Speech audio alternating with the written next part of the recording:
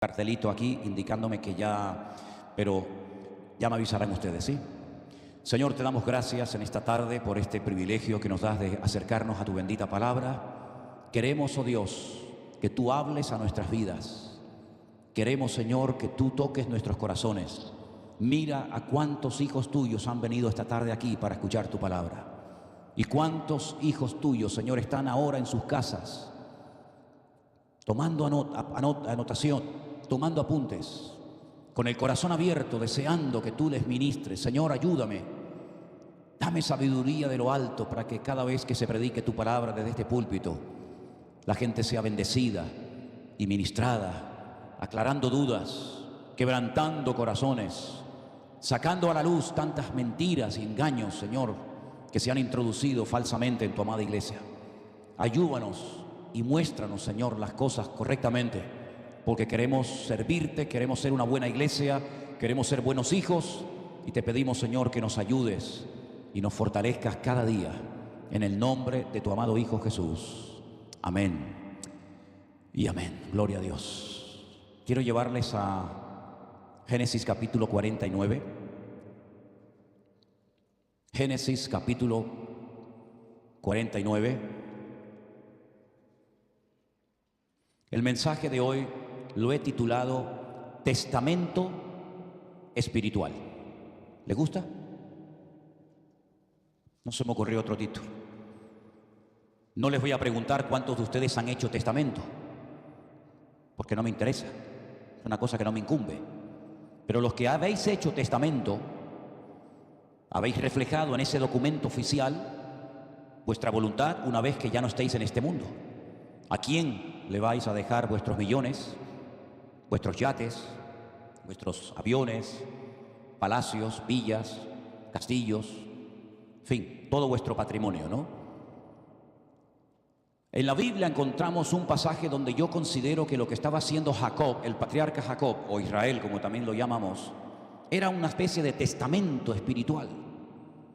Y quiero leerles en el versículo 1 de Génesis 49 lo siguiente. Y llamó Jacob a sus hijos y les dijo: juntaos, juntaos, y os declararé lo que ha de acontecer en los días venideros. Juntaos y oíd, hijos de Jacob, y escuchad a vuestro padre Israel. Queridos hermanos, de todos los patriarcas, de los tres patriarcas, que son Abraham, Isaac y Jacob, el que llevó una vida durísima, llena de pruebas, de luchas y de dificultades, sin lugar a duda, fue Jacob. Jacob fue de los tres el que menos vivió. Su abuelo Abraham vivió 175 años, su padre Isaac vivió 180 y él vivió un total de 147 años, que ya está bien, ¿no? Pero cuando llega a Egipto y José le presenta al faraón a su padre, el faraón le dice: ¿cuántos años tienes? Y él les dice: tengo pocos y malos. En ese momento tenía 130 años. Todavía le faltaban 17 años más de vida y murió en Egipto. Pero él dio orden, como también José dio orden, de que no lo enterraran en Egipto, sino que hicieran ese largo recorrido desde Egipto hasta una ciudad de Israel que se llama Hebrón, donde hay una cueva que compró Abraham, que se llama la cueva de Macpela, que significa la cueva de las parejas. Y quiero decir que gracias al Señor yo he tenido en varias ocasiones la oportunidad de estar dentro de esa cueva. Pero dice, bueno, ¿la cueva dónde está? Es que el rey Herodes mandó a construir un enorme edificio, y cuando entras dentro del edificio es como si entraras dentro de la cueva. Y es impactante, es realmente increíble cuando entras a una parte y ves la tumba de Abraham y de su esposa Sara.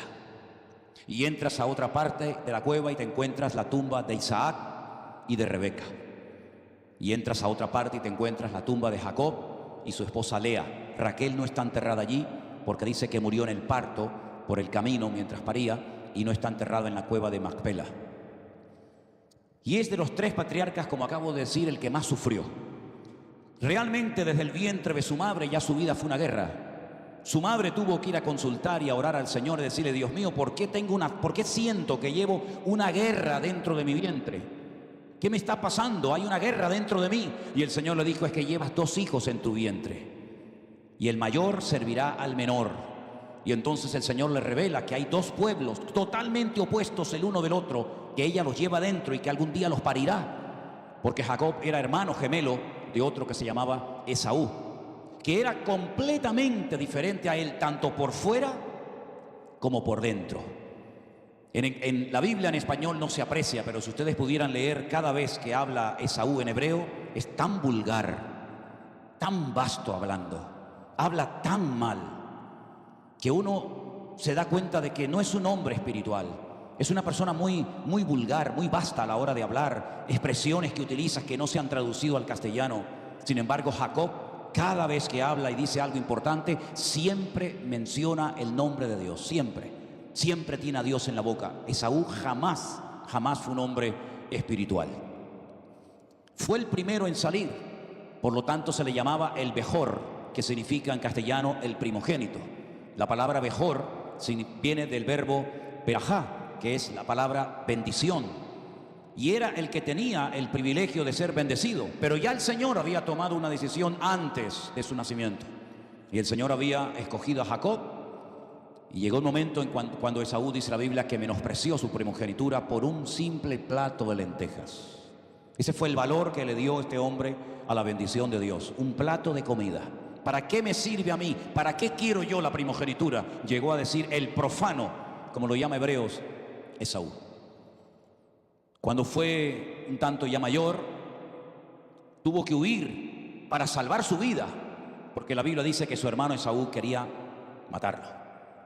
Y tiene que huir al extranjero por más de 20 años, y cuando llega a un lugar conoce a un tal Labán. La palabra Labán significa blanco, pero si lo lees al revés, significa tramposo, embustero. Y eso fue lo que fue Labán para él. Se convirtió en su suegro, pero lo engañó, lo manipuló, le ofrecía una cosa y luego le daba otra, y lo pasó realmente mal. Tuvo que trabajar muchos años para tener a su esposa. Al final le dan otra. Prefirió quedarse otros 7 años más y después otros 7 años más para poder traerse algo del extranjero y empezar una nueva vida en su país, en Canaán.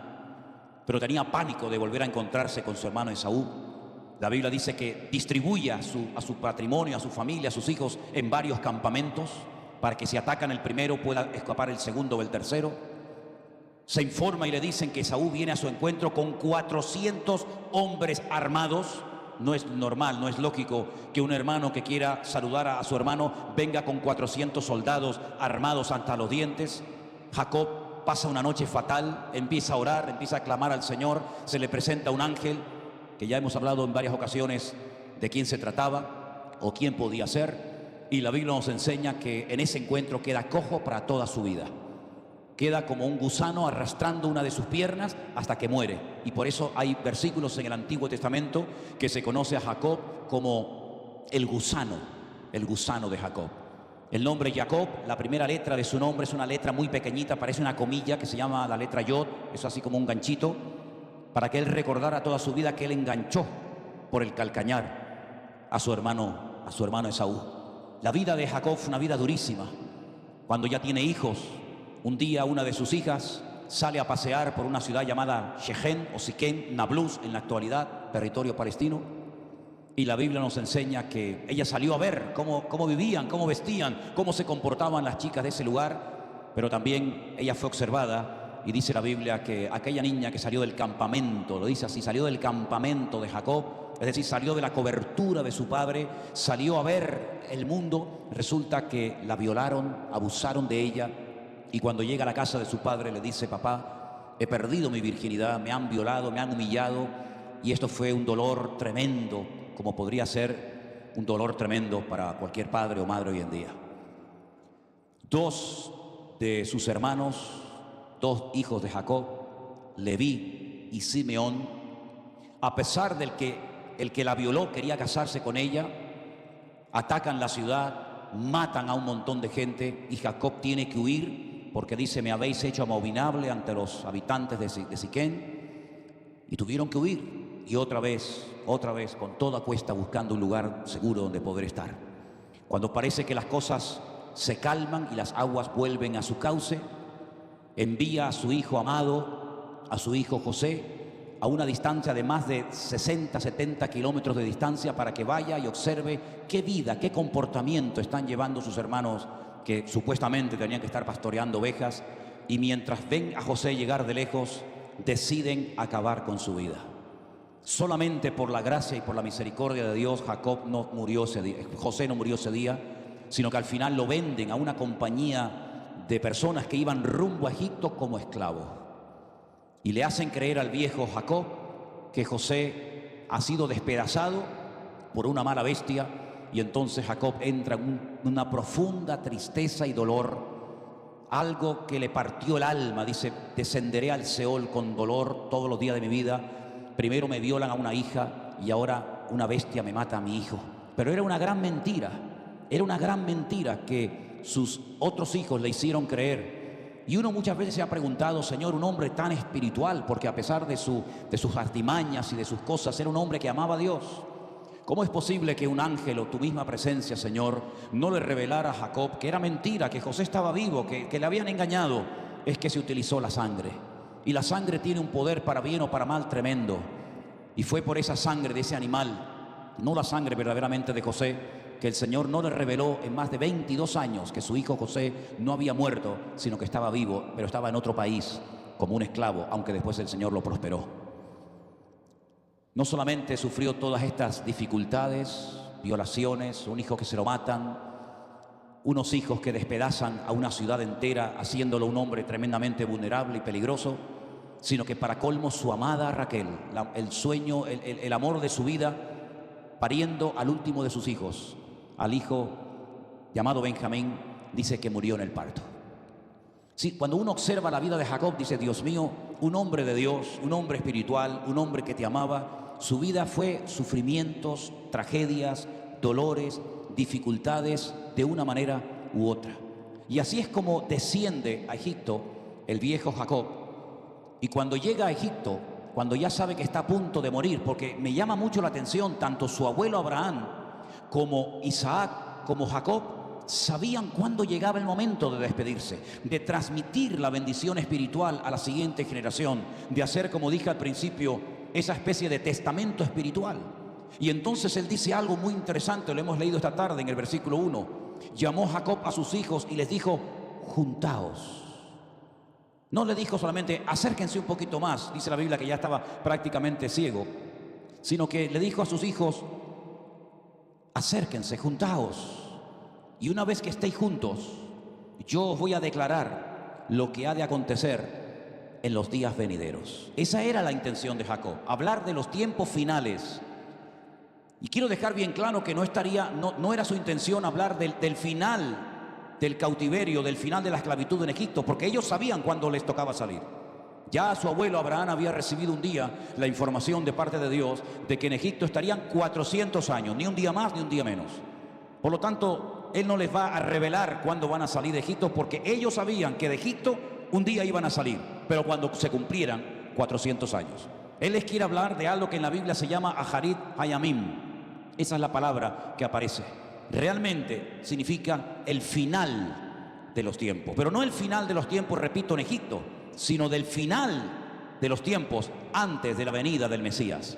Eso es lo que significa la expresión en hebreo Aharit Hayamim, final de los tiempos o tiempos finales. De eso es realmente de lo que Jacob les quería hablar, pero realmente no les habló de eso. Si uno lee todo lo que Jacob dice en el capítulo 49 del libro del Génesis, más bien lo que Jacob está haciendo es, en base al carácter de cada uno de sus hijos, les da una palabra, les da una bendición, les da una exhortación. Tuvo 12 hijos y una hija llamada Dina, y a cada uno de ellos los identifica por su esencia. Es algo muy parecido a lo que Adán hizo en el jardín del Edén, cuando el Señor le dice: ponle nombre a los animales. Es curioso que Dios creó animales, pero no les dijo cómo se llamaban. Esa responsabilidad se la delegó al hombre. Le dijo: yo he creado todas estas especies animales, pero eres tú el que tienes que ponerle el nombre a cada uno de ellos, a los mamíferos, a las aves, a los peces, a todos los animales. ¿Y cómo lo hizo Adán? Adán en ese momento no había caído. Adán era el botón de muestra de lo que Dios era, de la esencia misma de Dios. Y él comenzó a darse cuenta de la esencia de cada uno de los animales, y en base al carácter que tendrían en el futuro, le da un nombre a esos animales que perdura hasta el día de hoy. Como por ejemplo las estrellas tienen nombre todas en hebreo, y cada una de ellas tiene un significado, lógicamente. Y por la traducción de esas estrellas se pudo saber cuándo iba a nacer el Mesías en Belén de Judea en su primera venida. Y es interesante notar que Adán descubrió la esencia de cada animal, y en base a esa esencia lo identificó y le dio un nombre. Eso es lo que está haciendo Jacob.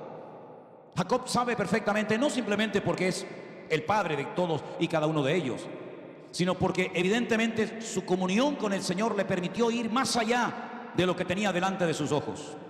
Y descubrió la esencia de Benjamín, descubrió la esencia de Judá. Se dio cuenta de lo que iba a ser en el futuro Simeón y Leví y Rubén y todos y cada uno de sus hijos. Y en base a esa esencia, en base a ese carácter, en base a esa personalidad de cada uno de ellos, Él le dice: a ti te doy esta palabra y a ti te doy esta otra palabra. Y no puedo ir nombre por nombre explicando lo que le dijo a cada uno de ellos, pero sí me llama la atención que primeramente la intención de Jacob no era esa realmente, sino era hablar de los últimos tiempos. Y por eso muchos comentaristas se preguntan: ¿y por qué no habló de los últimos tiempos? ¿Por qué el discurso, el testamento espiritual de Jacob se basó en dar exhortaciones y en dar aliento y en dar bendiciones a sus hijos y no profecías? Bueno, realmente nadie lo sabe. Mi opinión personal es que no era el momento para hablar de los Aharit Hayamén.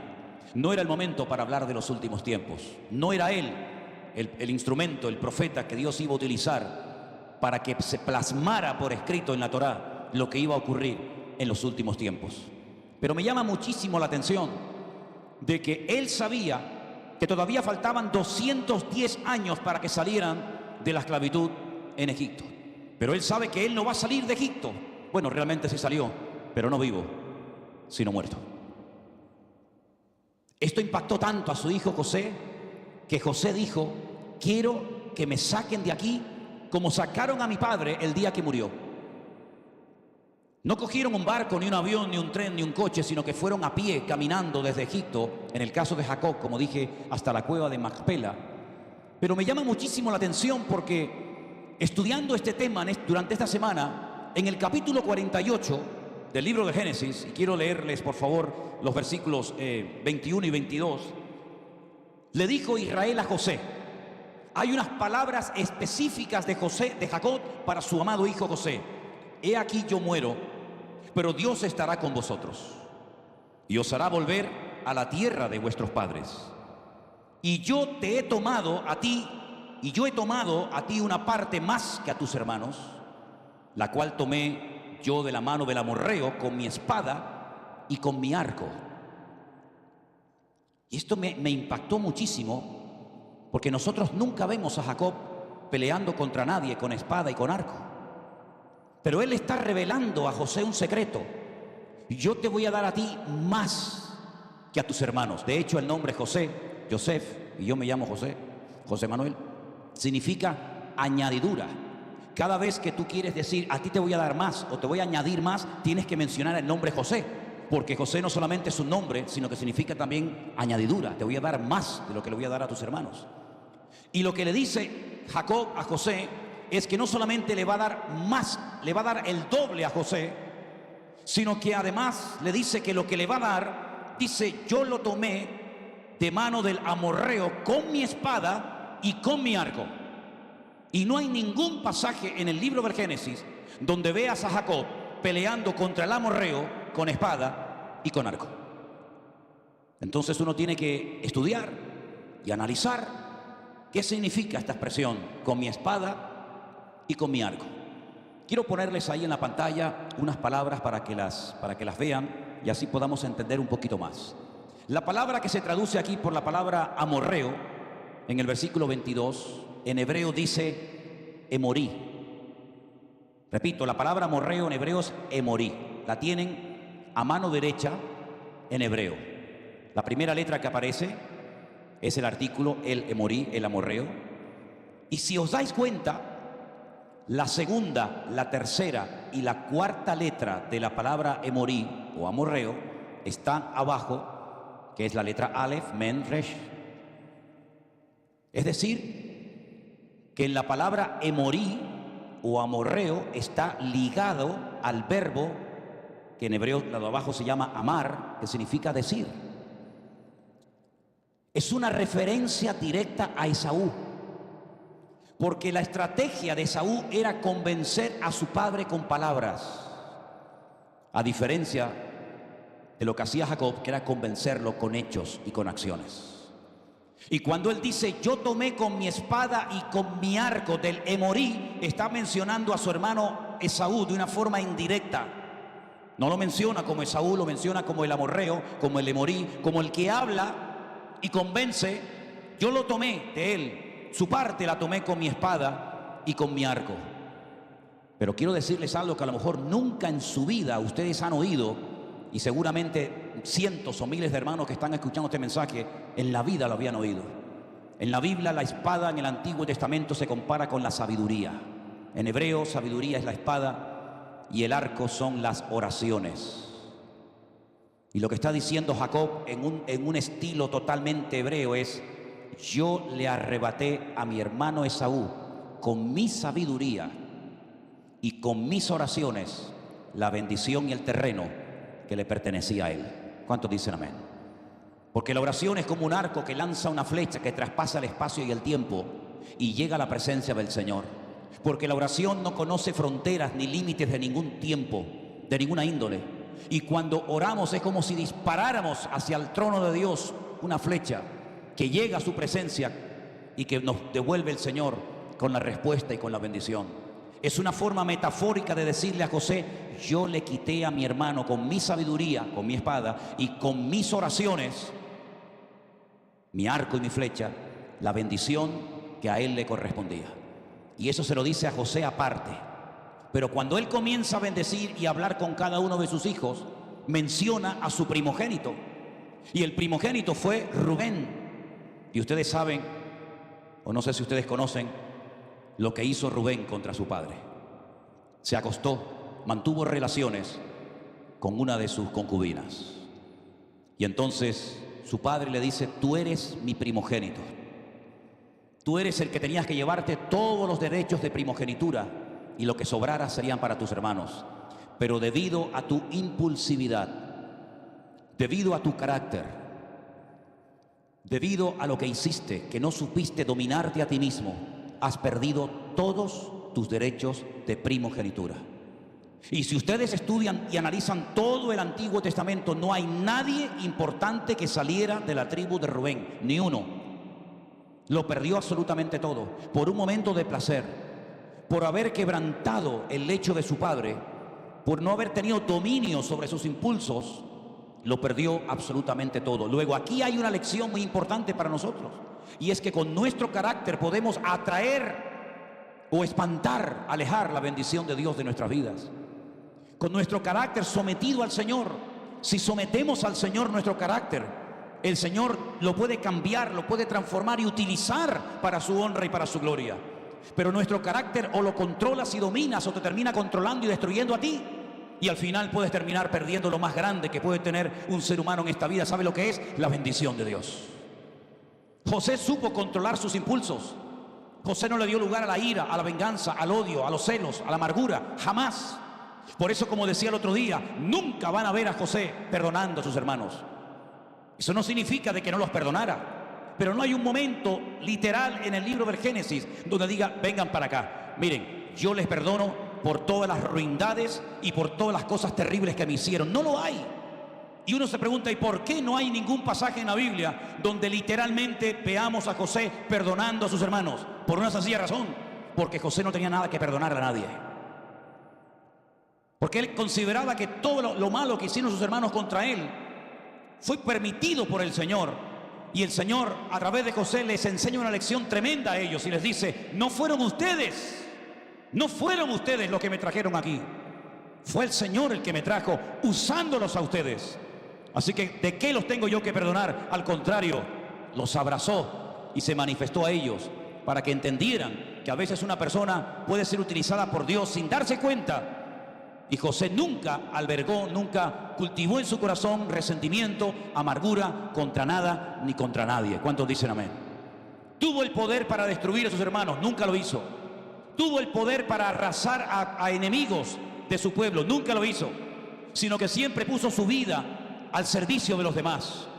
Siempre puso su vida y sus dones al servicio de otras personas que a lo mejor ni siquiera se acordarían de él. Como cuando le dijo a aquel que salió de la cárcel: acuérdate de mí cuando salgas de aquí y háblale al faraón, intercede por mí. Y se olvidó de él más de 20 años, o los años que fuera.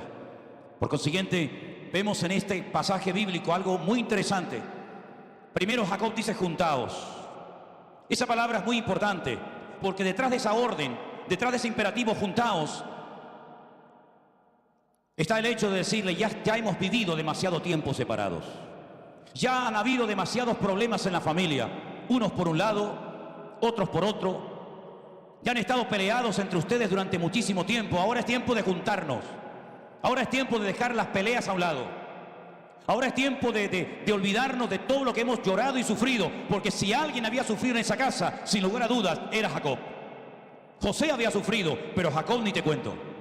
Por lo tanto, juntaos. La única manera de recibir revelación, la única manera de que sean ustedes bendecidos, de que reciban mi testamento espiritual, incluso hace imposición de manos. Pues si alguien dice: bueno, eso de la imposición de manos, ahí lo vemos. Para recibir toda esa bendición y todo ese legado espiritual, tienen que estar juntos como una piña. ¿No dice el Salmo 117: Iné mató humanaí shevel hingam yahat? Mirad cuán bueno y cuán delicioso es habitar los hermanos juntos en armonía, porque allí hay bendición y vida eterna. ¿Sí o no? Juntaos. ¿Queréis bendición? Juntaos. Olvídense de las rencillas del pasado. Olvídense de lo que se hicieron, de lo que se dijeron. Olvídense de vuestros celos, de vuestras envidias. Olvídense de todas esas cosas y juntaos, porque cuando hay unidad y estamos juntos en armonía, allí hay bendición y vida eterna.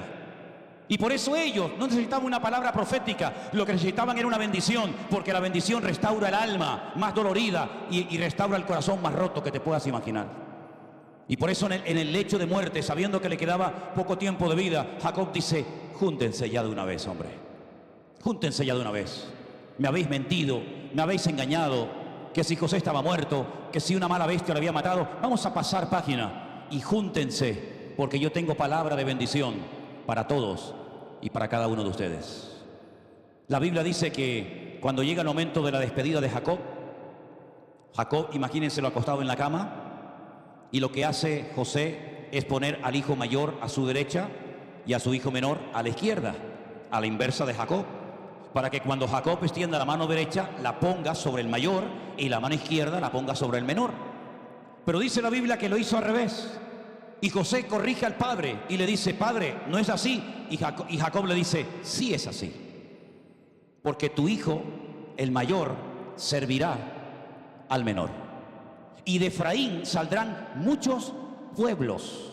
Y esto es una revelación espectacular. De Efraín saldrán muchos pueblos. Y Jacob lo bendice porque sabe que el futuro de Efraín va a ser tremendo, de bendición para todas las naciones de la tierra. Y ahí se produce un traspaso de bendición, porque Jacob no se llevó a la tumba todo el conocimiento y el amor que tenía hacia el Señor, sino que vemos que la bendición fue pasando de Abraham a Isaac, de Isaac a Jacob, de Jacob a sus hijos. Y por eso conocemos la expresión tantas veces usada en la Biblia y en la iglesia: el Dios de Abraham, el Dios de Isaac y el Dios de Jacob. ¿Sí o no? Porque fueron capaces de transmitir la bendición a sus hijos y a sus nietos. Porque no se llevaron a la tumba su tesoro, como hacían los faraones, que cuando morían se querían llevar todo a la otra vida.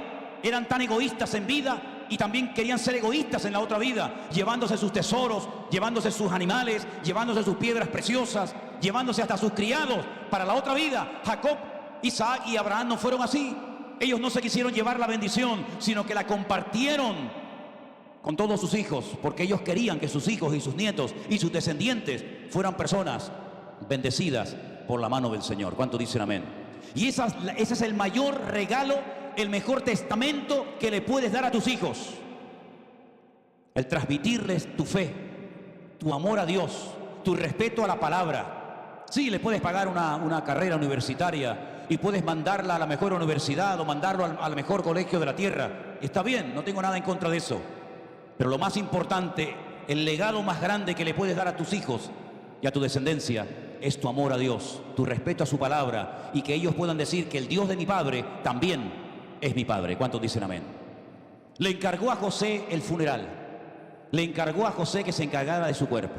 Y quiero leerles nuevamente en el versículo 22, aquí en Génesis 42, yo te he dado a ti una parte más que a tus hermanos. Pero me llamó muchísimo la atención que hay una frase en hebreo que no la tradujeron al castellano. No está en ninguna versión. En español, repito, dice el verso 22, yo te he dado a ti una parte más que a tus hermanos. En hebreo dice, yo te he dado Shechem, yo te he dado Shechem y una parte más que a tus hermanos. Shechem, Siquén, donde violaron a tu hermana Dina, esa ciudad será para ti para siempre. ¿Saben dónde está enterrado José? ¿En la cueva de Macpela? ¿En Jerusalén? No. La tumba de José, que aún se puede visitar, que hoy en día se llama la ciudad de Nablus, se encuentra nada más y nada menos que en Shechem. Y es en aquel lugar donde siglos más tarde una mujer, en pleno calor del día, salía con su cántaro de agua a buscar agua. Y allí se encontró nada más y nada menos que al Mesías pidiéndole un vaso de agua. Y diciéndole ella, allí en Shechem, junto al pozo de Jacob que le dio a sus hijos, ¿cómo tú siendo judío me pides a mí, mujer samaritana, un vaso de agua, cuando tú sabes que samaritanos y judíos no nos tratamos entre sí? Y Jesús le dice, ay mujer, si tú supieras quién te está pidiendo hoy un vaso de agua. Y entonces cuando le ofrece agua viva, y entonces es cuando se produce un encuentro extraordinario en aquel lugar donde hoy en día se encuentra enterrado el cuerpo de José. Queridos hermanos, esta es la despedida de un gran hombre de Dios. Este es el momento tal vez más importante en la vida de Jacob. Más importante que cuando se reconcilió con su hermano gemelo Esaú. Más importante que cuando su nombre fue cambiado de Jacob a Israel. Más importante que cualquier otra cosa es este momento cuando él está en la cama y él sabe perfectamente que ha llegado el momento de decir adiós y de poner el testigo, la responsabilidad del futuro de la nación en manos de sus hijos. Yo les voy a pedir que cuando lleguen a casa tranquilamente lean todo el capítulo 49 del Génesis, pero sobre todo prestad mucha atención a la palabra que le dice a su hijo Judá, porque en ese momento es cuando él marca el destino de su hijo Judá, que significa alabanza. Cuando le dice que el cetro, que la monarquía, que el Mesías vendría a través de él, y menciona la palabra Shiloh, hasta que venga Shiloh, que es una de las palabras o títulos que recibe el Mesías, el Señor Jesucristo, en el Antiguo Testamento. Nosotros no tuvimos, por lo menos yo, un padre que nos diera este testamento espiritual diciéndonos lo que nos podía suceder en base a nuestro carácter, en base a nuestra personalidad el día de mañana. Pero tenemos un Dios todopoderoso que es nuestro Padre, por eso decimos Padre nuestro que estás en los cielos, el cual ha declarado y decretado en su palabra lo que va a ser de nuestras vidas. Independientemente del carácter, de la forma de ser de cada uno de nosotros, Dios ya ha declarado que tu vida y mi vida y la de todos y cada uno de nosotros va a ser una vida de bendición y de victoria. Porque Dios nos ha diseñado para convertirnos en algo que Pablo dice, templos, morada, casa del Espíritu Santo de Dios. Muchos de estos jóvenes, o la mayoría, prácticamente todos y cada uno de ellos, sí, recibieron esa bendición de su Padre. Pero en comparación a lo que ellos recibieron, en comparación con lo que nosotros hoy hemos recibido, hay un abismo, unas diferencias gigantescas entre ellos y nosotros. ¿Sabéis por qué? Porque ellos recibieron la bendición de un Padre terrenal. Nosotros hemos recibido la bendición de nuestro Padre Celestial. Y su palabra permanece por los siglos de los siglos. El cielo y la tierra podrán pasar, pero su palabra siempre, siempre permanecerá. Y dice la Biblia que el último día, cuando el Señor Jesucristo ascendía a los cielos, dice que alzando sus manos, ¿qué hizo? Los bendijo. Esa bendición de Dios está sobre tu vida y sobre cada uno de nosotros. Valórala, apréciala. La bendición de Dios es una realidad y su bendición es tan variada, tiene tanta forma de manifestarse, que a unos Dios los ha bendecido y lo ha usado de una manera, y a otros Dios los bendice y los usa de otra manera, porque ahí vemos lo multifacético de nuestro Dios. Ahí vemos cómo Dios tiene bendición para todos y para cada uno de nosotros. En el Antiguo Testamento era el mejor, era el primogénito, el que se llevaba 3/4 partes de todo. La bendición material, la bendición espiritual. Pero en Cristo Jesús no hay favoritos, no hay acepción de personas. Amén, hermanos. Todos tenemos la misma opción de ser usados, de ser bendecidos por la mano de nuestro Dios, porque el Dios mío es el Dios de todos y cada uno de nosotros en esta tarde. ¿Cuántos dicen amén? Por lo tanto, no se sienta menospreciado ni infravalorado, porque es verdad que hay palabras que el Señor a través de Jacob dirige a algunos de sus hijos que son fuertes. Hay algunos momentos en los que Jacob le recuerda a sus hijos cosas terribles que hicieron en el pasado. Por ejemplo, a a Leví y a Simeón. Dice: yo no tengo nada que ver en esa impulsividad, en esa violencia, en esa venganza que manifestaste. Yo no soy así, ¿verdad? Jacob no era un hombre vengativo, tenía otros defectos, pero no tenía ese. Pero en Cristo Jesús todos hemos sido aceptados tal y como somos. Todos y cada uno de nuestros pecados han sido perdonados. Y ahora tenemos que estar disfrutando de nuestra comunión con Dios, porque el mejor testamento espiritual de la historia ya lo tenemos en nuestros corazones. Cuando el Señor Jesucristo, y creo que hoy es un día muy bueno para recordar estas palabras, cuando Él dijo en la cruz: consumado es. Todo lo necesario para nuestra salvación, todo lo necesario para poder mantenernos firmes y en victoria, ya lo tenemos. ¿Cuántos dicen amén? Ya tenemos todo lo que necesitamos para poder vivir en victoria y mantenernos firmes y servir al Señor. Úsalo. No sigas pidiendo cosas que ya tienes. Es más bien ora para que el Señor te dé sabiduría para usar lo que ya tienes. No tenemos que imitar a nadie. No tenemos que mirar lo que hace fulano o mengano, porque el Señor ha repartido a cada uno como Él quiere y a cada uno lo usa como quiere, cuando quiere y donde quiere. ¿Cuántos dicen amén? Y yo creo que estamos viviendo en unos tiempos gloriosos en los que la bendición de Dios está con nosotros y nunca jamás se apartará de tu vida. ¿Cuántos dicen amén? Cierra tus ojos ahí donde estás, por favor. Y vamos a orar a nuestro Dios, dándole gracias de todo corazón, porque así como Jacob bendijo a sus hijos, Dios nos ha bendecido a nosotros en Cristo Jesús, Señor nuestro. Todas las bendiciones que usted necesita, ya las tiene. Por lo tanto, como decíamos en pleno confinamiento, no se quejen, no se lamenten. Gócense en lo que Dios le ha dado. Disfrute con lo que Dios le ha dado. Sirva al Señor con lo que Dios ya le ha dado. Y pon tu vida en las manos del Señor para que cada día tú puedas manifestar, cuando hables, cuando vayas a un lugar o a otro, que puedas manifestar la bendición que está en tu vida. No necesitas pedir cosas que ya tienes. Simplemente usa lo que Dios te ha dado para su honra y para su gloria. Bendito sea el Señor. Pídale eso al Señor en esta tarde, hermanos. Señor, enséñame a usar lo que ya tengo. Lo que sabes hacer, el Señor te capacitó para que pudieras hacerlo para su honra y su gloria. Tus dones, tus talentos naturales, todo don perfecto procede del Padre, de nuestro Dios. Por lo tanto, gracias te damos a ti de todo corazón por el privilegio tan grande que nos das de ser tu amada iglesia, una iglesia victoriosa, una iglesia bendecida, donde nada nos falta, porque tú has provisto todo lo necesario para que yo viva una vida cristiana victoriosa, Señor. Te damos a ti toda la gloria y la honra en el precioso y hermoso nombre de nuestro Señor Jesucristo. Amén.